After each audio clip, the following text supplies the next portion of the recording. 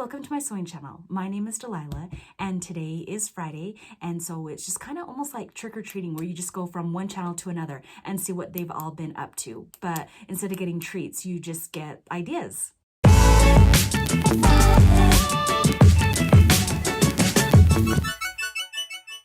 So in today's episode, I'm going to tell you guys about a new favorite fabric shop that I discovered, and I'm going to talk about I've been busy with Ellie and Mac patterns. So I'm going to show you another shirt that I finished, and yes, I'm going to try it on, and I'm also going to show you some patterns for kids. And if you are new to my channel, then welcome or welcome back, and consider subscribing because I post new sewing tutorials every Wednesday, and I would just love to be part of your sewing journey. And I would say you might learn a thing or two from me because I also want to thank Farm Wife. On one of my other previous videos, I kept referring to the fabric as crepe fabric, and luckily she commented and told me, I believe what you're trying to say is crepe. It's crepe fabric.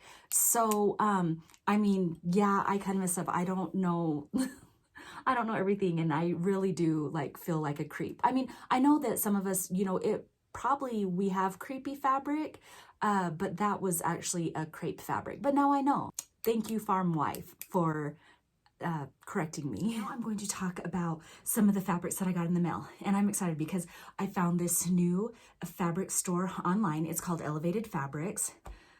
Sorry that I'm breathing hard. I keep running up and down the stairs. Okay, I'm going to put the description tab in the link below because she also has a Facebook group. You can join her Facebook group so that you can get dibs on all these specials that she has. Okay, so I got these in the mail and I love this one. It's a knit and it's so pretty, and it's the 4-way stretch, and it was $6 a yard.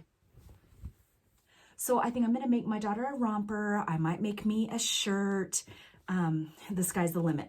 And then I got this other one for $6 a yard, and it's black with the florals. Ooh, don't you just love that?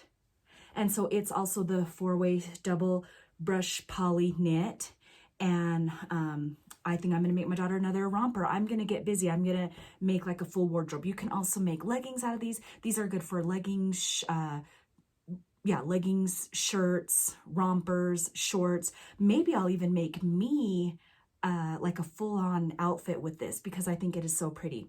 So make sure that you go and you check out her store. Okay, and then another Ellie and Mac pattern that I'm going to start working on today is this Sweetie Pie dress.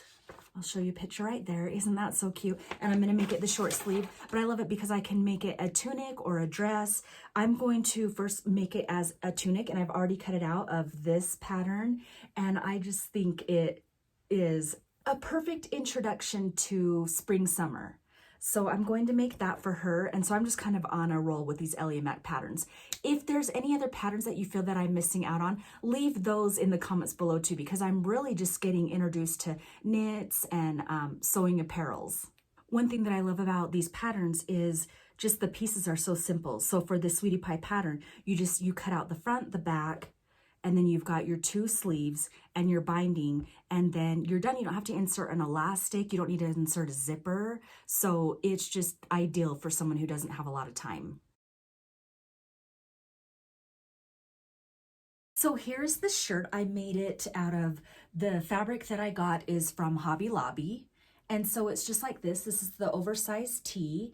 And for the sleeves, I did the cuff looking type method on my serger, and I did all of this on my serger. And the bottom, when it gets to the bottom, I didn't finish that off because I cut it on the end of the bowl, and so it just kind of curls under. And then when I sewed it with the fabric curling under, so it looks finished, and it's just really baggy, so you can't tell. The collar, yeah, I kind of messed up on it, but not too bad. So I can still wear it, but it's ruffling up a little bit, so I need to adjust that on my next one. But I'll go try it on so that you can see how it fits. Oh, and if you want to clean up a little bit, go ahead.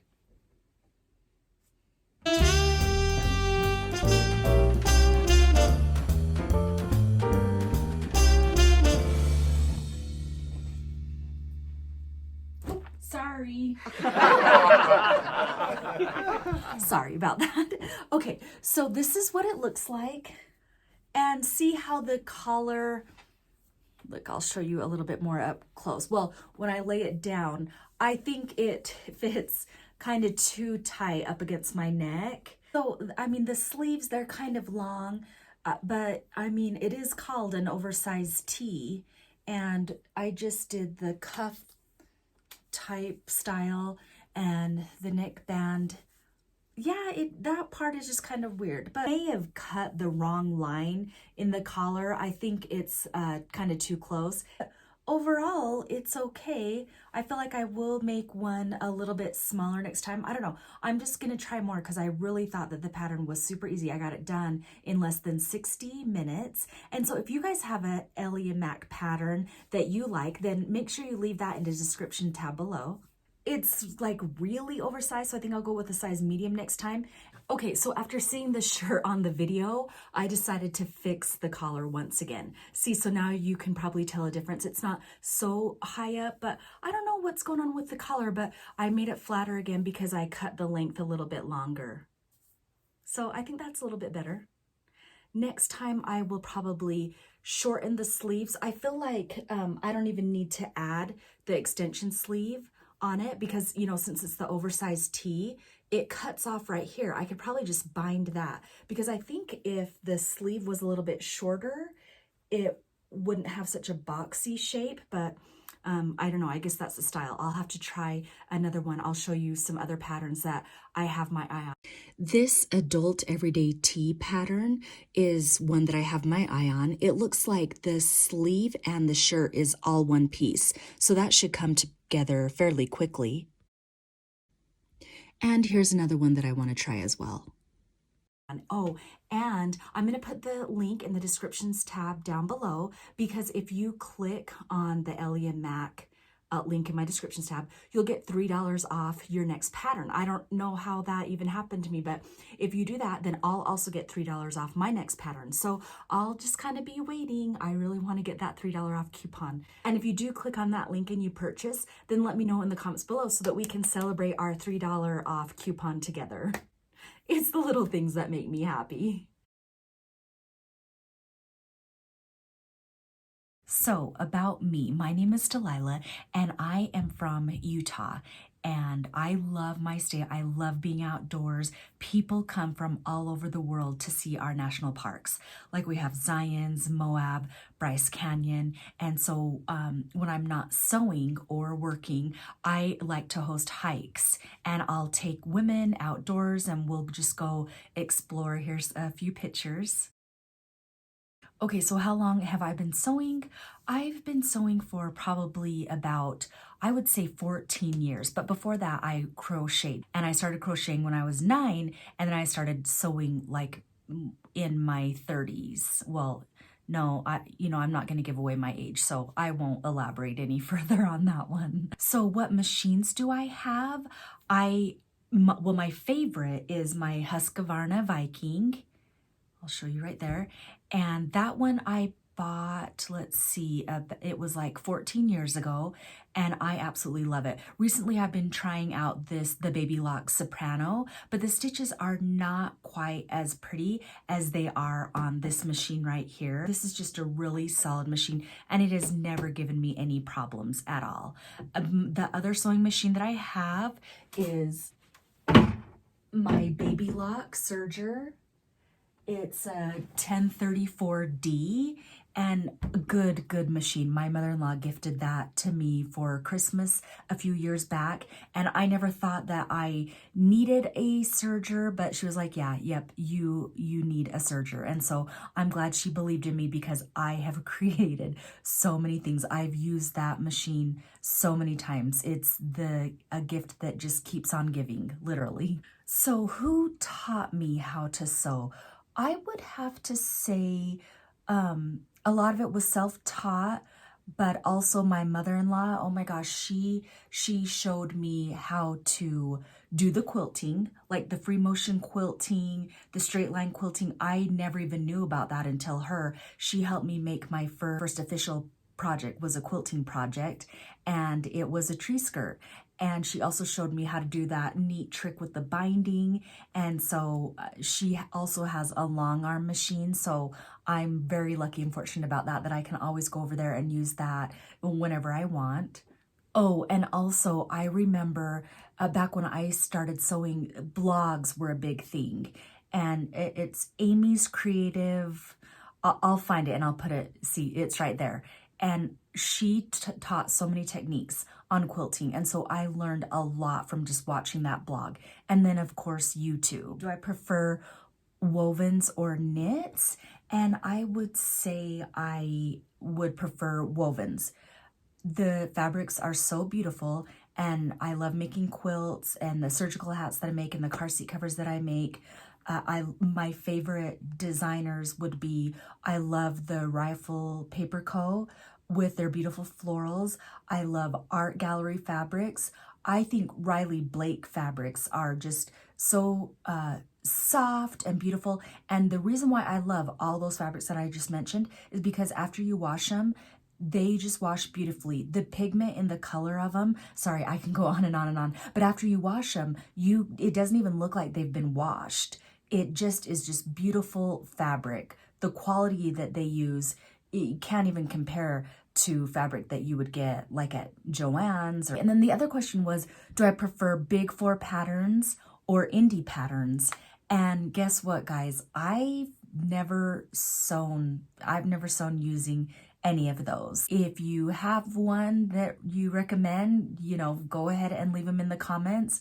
The only one that I just started discovering is the Ellie & Mac patterns, and I love how simple they are. Okay, and then do I prefer online shopping or in-store shopping?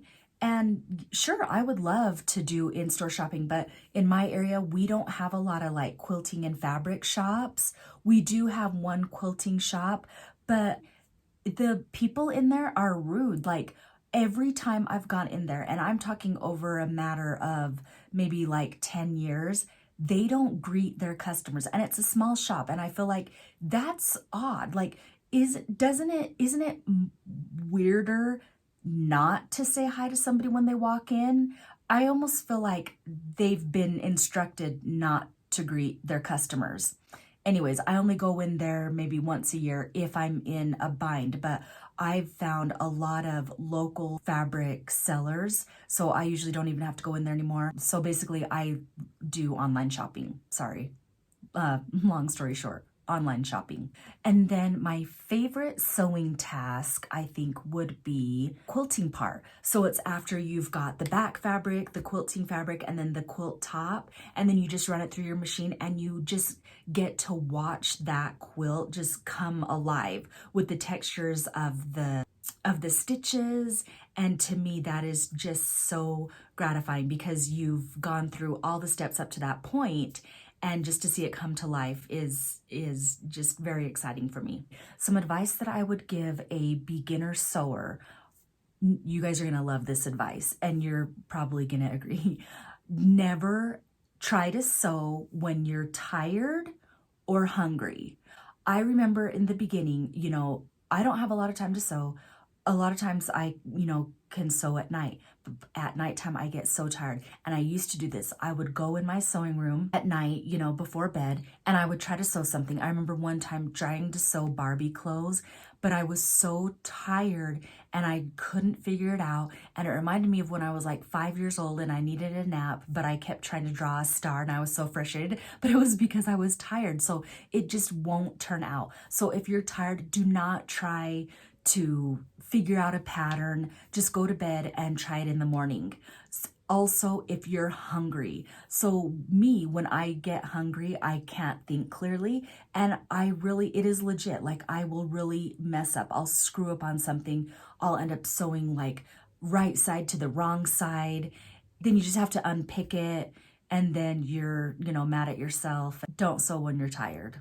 Okay, so I hope you found some of what I shared interesting, and I'll put all the questions down in the description box below, and make sure that you go and you check out all the other #Friday sews and just learn a little bit about them. And also I just want to thank Jen from Today in Jen's sewing room because she always comes up with these ideas and she's the one that started this.